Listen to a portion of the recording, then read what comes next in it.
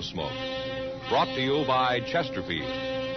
Chesterfield packs more pleasure because it's more perfectly packed, thanks to Accuray. They satisfy the most.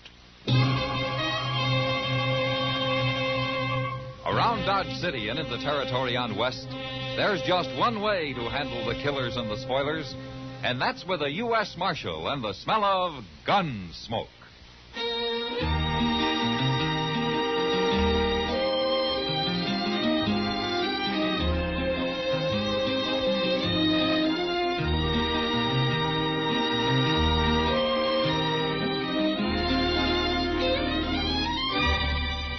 Gunsmoke, starring William Conrad.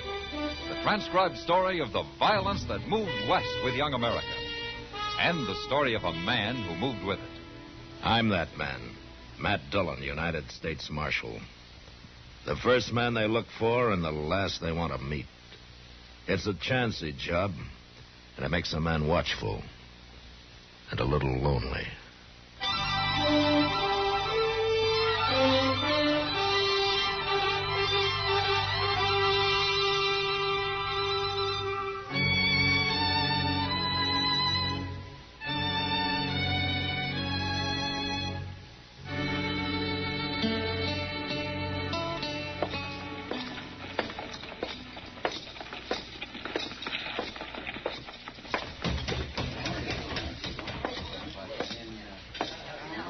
Marshal Dillon. Hello, Bowers. How's the cattle business? Yeah, I shipped 1,000 head out into Santa Fe this morning. Guess I can afford to buy you a drink? Well, thanks, Bowers, but I hear Doc Adams has been looking all over for me. I better go find him. I was in here a while ago talking to Kitty. Huh? Oh, here she comes. Maybe she knows where he went. Matt? Oh, Kitty. Hello, Mr. Bowers. Hello, Kitty. Doc had to leave, Matt. They called him out to the Smith place on an emergency. But he asked me to give you a message. Oh? You know Ed Thorpe and his wife? Well, sure, I know. Yeah, they got a little piece of land right on the south edge of my ranch. They're not doing very good, though. Well, they sure aren't, according to Doc. He was out there last night, and he'd planned to go back for him today. To go back for him? They have to be brought into town, Matt. They've got spotted fever, both of them. Hey, they got a little baby out there, too. Well, that's why Doc says somebody's got to fetch all three of them into Dodge where they can be taken care of. Well, I'll find a wagon and go after him tomorrow. We couldn't get him back tonight anyway. You want some help, Marshal? I got a pack of cowboys who ain't earning their feed. Well, thanks, Bowers, but Chester and I can manage. You might need some help. Oh, what do you mean? Ed Thorpe. Sick as he may be, he'll get a gun and fight before he lets you carry him off that place. I know him. Ah, then he can stay there, but I'm going to bring his wife and child in. All right. But you keep an eye on him. He can be a bad one.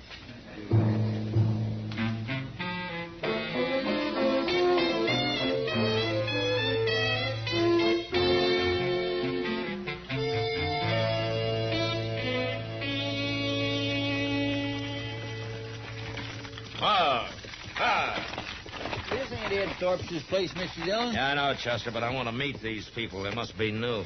Come on. How you know they're new? You ain't been out this way in over a year. Well, all the more reason to meet them. Now, let's walk around back. I thought I saw somebody there. Nothing but a sod hut and blow dirt. You must be living on nothing. Well, it doesn't look like it, Chester. Huh? Why, he's butchering a calf. Now, where'd he get that? Well, he sure didn't raise it on those weeds his woman's trying to hoe. Hello. What are you men doing here? I'm Marshal Dillon from Dodge. This is Chester Proudfoot. How you do? Something wrong, Marshal? No. Except your hat's going to get all bloody where you laid it on this calf. Leave it be. Here, you get sunstroke without a hat. All right. So I was trying to cover up Emmett Bauer's brain. We're starving out here, Marshal. I had to kill that calf. You ain't gonna arrest my husband, are you, Marshal? No, ma'am. Not unless Emmett Bowers complains. Well, Joe had to do it, Marshal. We just can't go on without something to eat. Look where I've been hoeing over there. I couldn't plant enough for hardly anything to come up. We can't afford no more seed. Our credits run out in Dodge. Well, that ground doesn't even look like it's been plowed. I done the best I could. It ain't easy. No, ma'am. Not for a woman. we're on our way over to Ed Thorpe's. I guess you know that they got spotted fever. I was there this morning. Ed Thorpe's dead. Died in the night, I guess. You didn't tell me that, Joe. You mean you left Miss Thorpe and the baby alone over there? I ain't gonna chance catching no fever. But, Joe, the baby. My woman's always worrying about babies. It's only 'cause she can't have none, I guess. She's like one of them there dry gourds. Don't, Joe. You're putting shame on me. Chester, Yes, sir? let's get out of here. Oh, Miss Nader, Yes, Marshal? next time you're in Dodge, come see me, huh? I'll get you some seed to plant.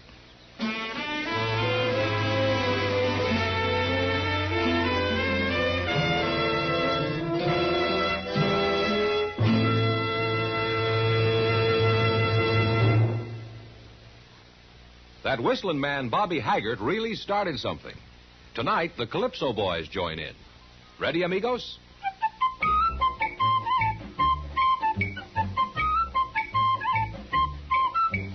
Packs more pleasure, packs more pleasure. Chesterfield packs more pleasure because Chesterfield's more perfectly packed. It stands to reason a cigarette made better and packed better smokes better, tastes better. And Chesterfield is more perfectly packed by Accuray. This electronic miracle removes human error in cigarette manufacture. So Accuray Chesterfield is firm and pleasing to the lips, mild yet deeply satisfying. Yes, Chesterfield gives you something no other cigarette can give you. Chesterfield packs more pleasure because Chesterfield's more perfectly packed. To the touch, to the taste, Chesterfield packs more pleasure because it's more perfectly packed.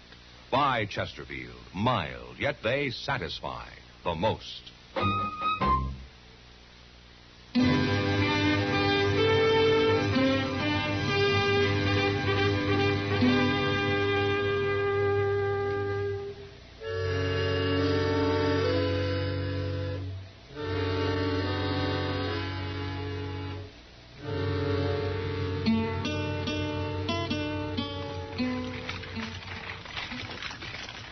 Goodness, Mr. Dillon, I thought we wouldn't never make Dodge tonight. How's the baby, Chester? Well, it's asleep anyway. Guess I've been holding it right, huh? Just like a mother. Oh, I am not. Oh, there's Doc waiting for us. Oh, there. You just sit tight a minute, Chester. We'll help you with the baby. I hope it don't wake up or anything. Matt, where are Ed Thorpe and his wife? Well, Ed died before we got there, Doc. Miss Thorpe's lying down in the wagon back there. We covered her up good. She's been asleep most of the way. Oh, eh? Mrs. Thorpe? She's still asleep. Give me a hand up, Matt. Yeah. Okay. Oh, Mrs. Thorpe? Oh. Oh, my.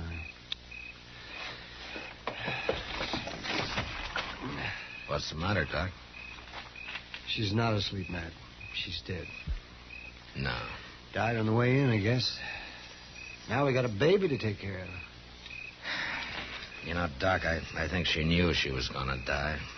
Why? Just before we left her place, she told me that if anything happened to her, the baby was to be put in Ma Smalley's care. And Ma Smalley was to have complete charge over him. Well, what she says goes. Well, Ma's a widow. She's had kids herself. That was a good choice. Yeah. But she's too old to raise them herself, Matt. Well, we'll worry about that later, Doc. Let's get busy.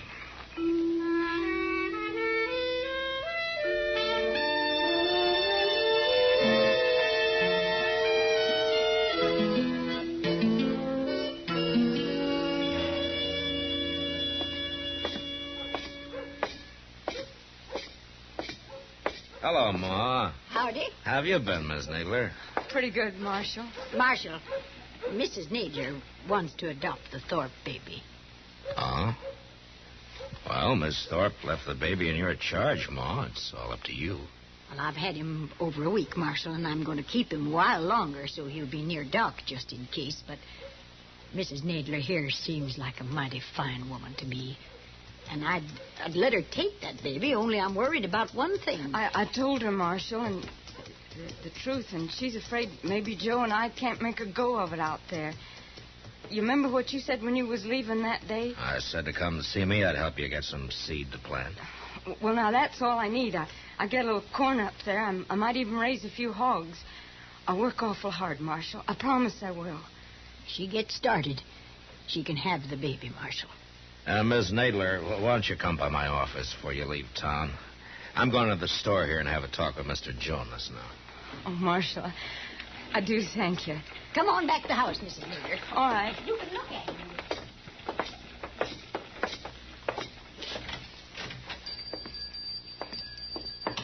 Oh, hello, Marshal. Hello, Jonas.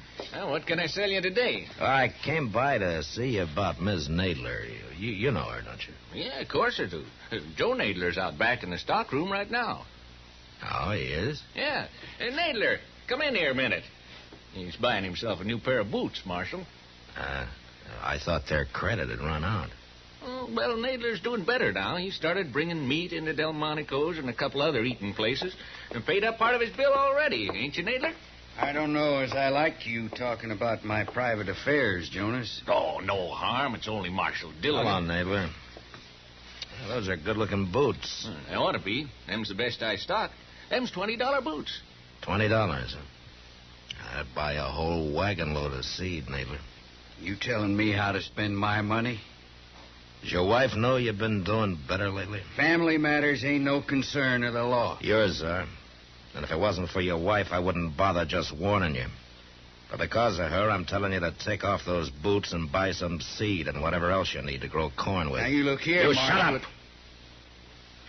Now, I'm giving you a chance, Nadler. In 3 days from now, I'm riding out to see what you've done with it. It's up to you whether or not you'll be riding back with me.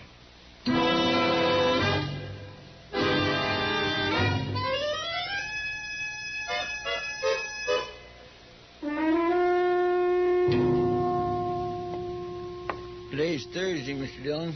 Ain't we riding out the Naders? We can wait another day, Chester. You know what? I don't think you want to go at all. Yeah, you're right, I don't. Hello, Marshal. Bowers? Chester. Oh, Mr. Bowers. I was just up at Delmonico's, Marshal, having myself a feed. Oh, good. How was it? It was fine till I went out back and got a talking with the cook. Oh? Marshal, I reckon any man's got a right to complain when he goes to a restaurant and finds himself eating his own beef. I know about that, Bowers. You do? And why ain't you done nothing about it? Oh, because of Miss Nadler, I guess. Look, Marshal, I'm a rich man. I don't mind a nester slaughtering one of my calves when he's starving. And nobody's going to start selling my beef. I'll kill him. He keeps that up. All right, I'll handle it, Bowers. I admire that woman, too, Marshal, but letting him get by with rustling ain't going to help her. By the way, Ma Smalley brought some pies down to the kitchen while I was there. She's waiting outside here. She wants to talk to you. Get her right out, man. Thanks, Timmy. Hello, Ma. You riding out to Nadler's, Marshal? I am. Then you tell her I'm sorry.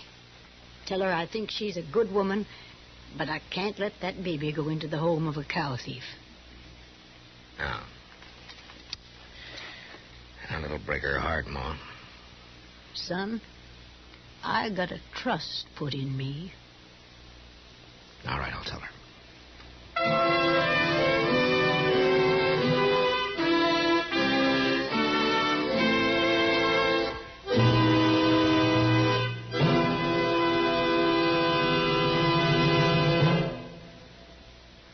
Say, where are you listening to Gunsmoke? In your car? Getting ready for dinner? Oh, I see. Just relaxing in your favorite easy chair.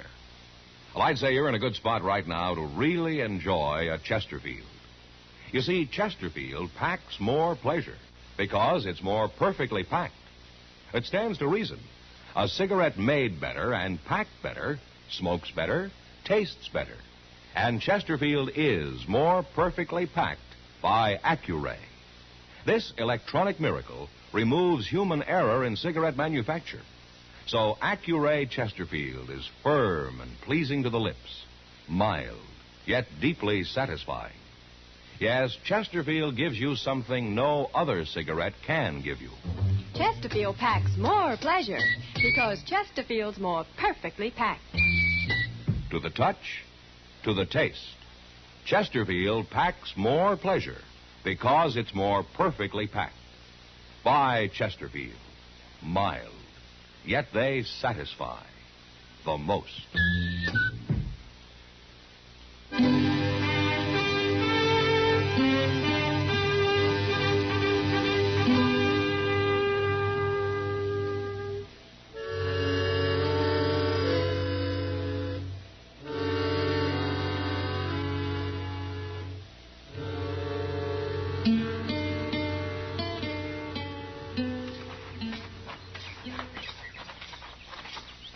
Hello, Miss Nadler.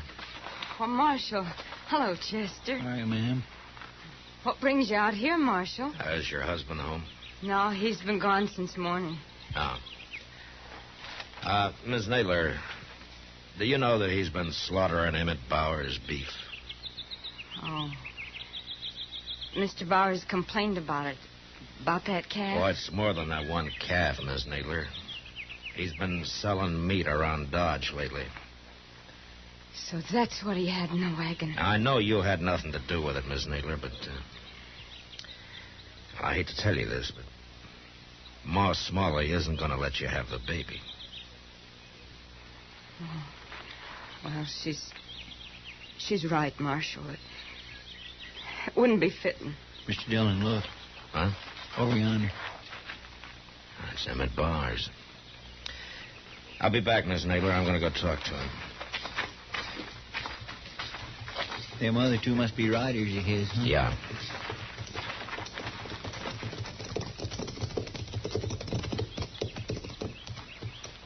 I thought I might find you here, Marshal. Is something wrong, Bowers? One of my men's been murdered. We found him out yonder about 5 miles. He'd been left for dead, but he talked a little. Well, what happened? He's gone now, Marshal, so you'll have to take our word for what he told us. All right. You run across Joe Nadler slaughtering another steer. Nadler shot him? That's right. Anything else? Only that Nadler got on his horse and headed for Dodge. I guess he figures he'll get caught, and he might as well get drunk one more time. He'll get caught. I promise you that, Bowers.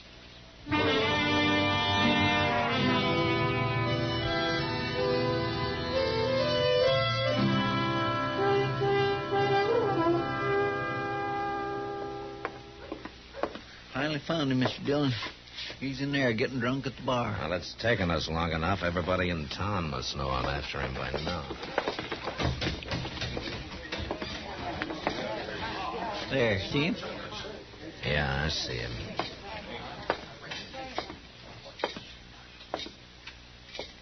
Stop there, Marshal. Don't you come no closer. Put that gun away, Nadler. I saw Chester. I knew you'd be in here next. Why, Nadler? You don't fool me. You know all about it. You admit killing that rider? I knew when I shot him I couldn't get by with it. My horse's tracks was all over the place. Well, don't make it any worse than it is. I told you not to come no closer. Put your gun on the bar, Nadler. You watch what I'm going to do with it. No, Nadler, don't. Why not? Hit you, didn't I? Now I'm going to kill you. You hurt bad, Mr. Dillon? He hit me in the arm, Chester, but I'll be all right. You killed him. Yeah. Do something with him, will you? I'm going over to Doc's. Yes, sir, I will. Alvin.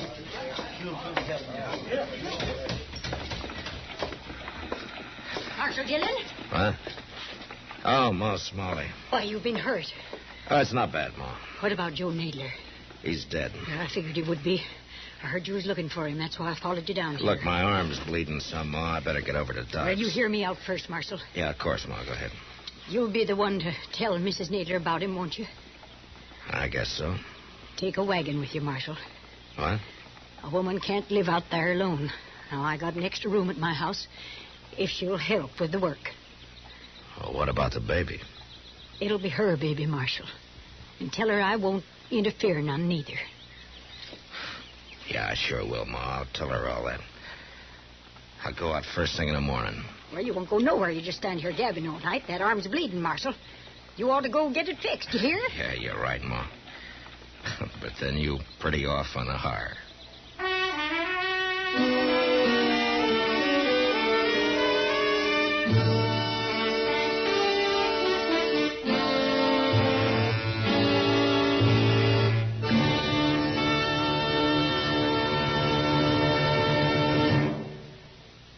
In a moment, our star, William Conrad.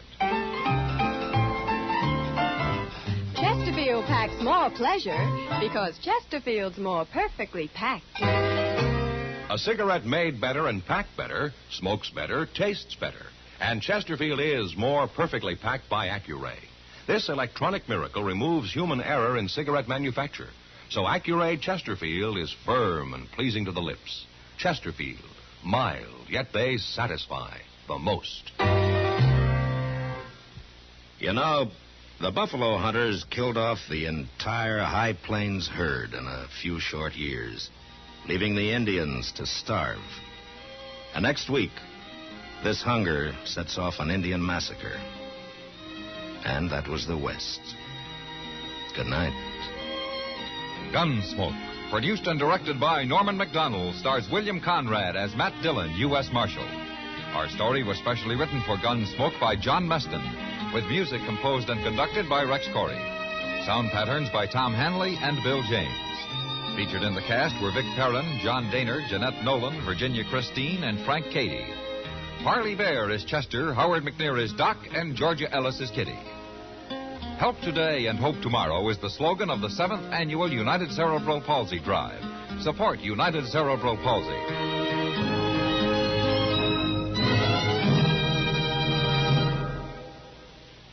Live modern. Smoke L&M. Live modern. Change to L&M. Only with L&M can you enjoy the full, exciting flavor of today's finest tobaccos through the modern miracle of the pure white Miracle Tip. So light up, free up, let your taste come alive. Live modern. Smoke L&M. Live